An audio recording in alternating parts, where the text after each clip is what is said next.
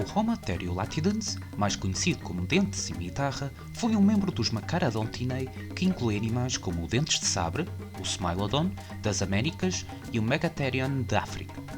Este predador era mais elegante e mais pequeno do que os exemplos anteriores, sendo que em média um adulto atingia os 90 cm a 1,10 m de altura, 2,10 m a 2,20 m de comprimento e pesava entre os 140 e os 250 kg. Apesar de ter os caninos alongados característicos dos dentes de sabre, estes eram mais curtos e, ao contrário do seu parente americano, os caninos superiores não estavam expostos.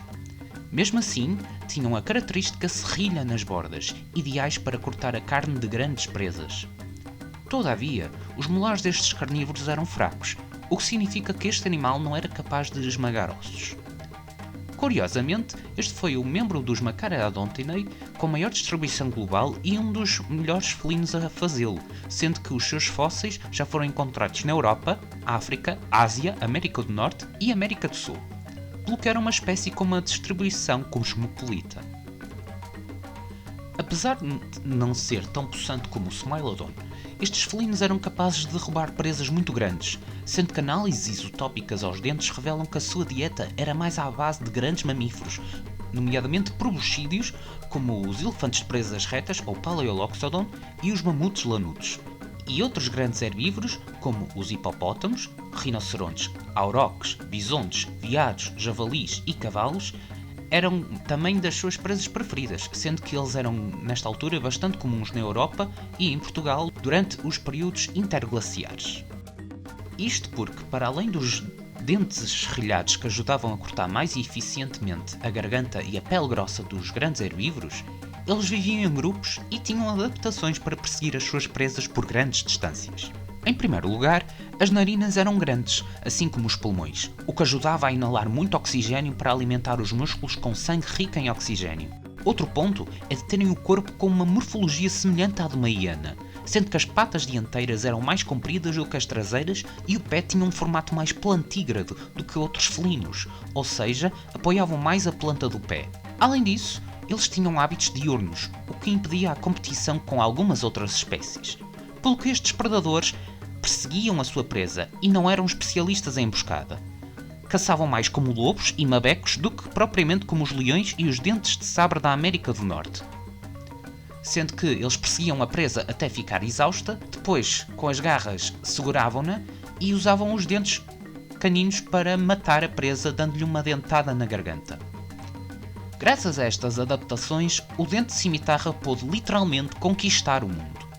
Os seus maiores rivais seriam hienas das cavernas, os lobos, leões e os ursos, sendo que os seres humanos também o iriam ser durante o final do Pleistoceno. Mas então, como é que é no caso português? Em Portugal só foi encontrado um único fóssil especificamente na Mialhada e tem aproximadamente 125 mil anos. Trata-se de um astrálogo, um dos ossos do pé que articula com os ossos da perna, nomeadamente a tíbia e a fíbula, e que, em conjunto, formam o tornozelo. Ou seja, esta descoberta reforça a presença destes felinos pré-históricos no nosso país, e que provavelmente foi o seu último refúgio no sul da Europa. O exemplar mais recente de Homo latidens na Europa provém do Mar do Norte, nomeadamente de uma mandíbula que foi recolhida por um navio de pesca, perto da Holanda, e data há cerca de 30 mil e 28 mil anos. Isto até coincide com a data de extinção de algumas das suas presas, nomeadamente do gigantesco elefante de presas retas, e de uma alteração climática que torna o hemisfério norte mais frio e seco. Os últimos dentes de cimitarra persistiram na América do Norte até o final do Pleistocénico, há aproximadamente 12 mil anos, mas estes já pertenciam a outra espécie, nomeadamente Homo serum. Pelo que, apesar de não ser tão reconhecível como o seu parente da América do Norte, o dente de cimitarra foi literalmente um dos predadores mais bem-sucedidos no que toca à distribuição global, mas também de todos os felinos, sendo que até nem os leões conseguiram atingir tal distribuição cosmopolita, sendo pelo facto de que estes felinos conseguiram chegar até a América do Sul. E sendo assim, espero que tenham gostado do vídeo. Não se esqueçam de meter gosto, partilhar e de subscrever. Aproveitem também para ver o nosso podcast Talk Jurássico no YouTube e no Spotify, onde todas as semanas eu, o Alexandre Fonseca e o Afonso Ferreira, discutimos assuntos na paleontologia portuguesa e conversamos com alguns convidados. Eu sou o Paleotuga e até uma próxima.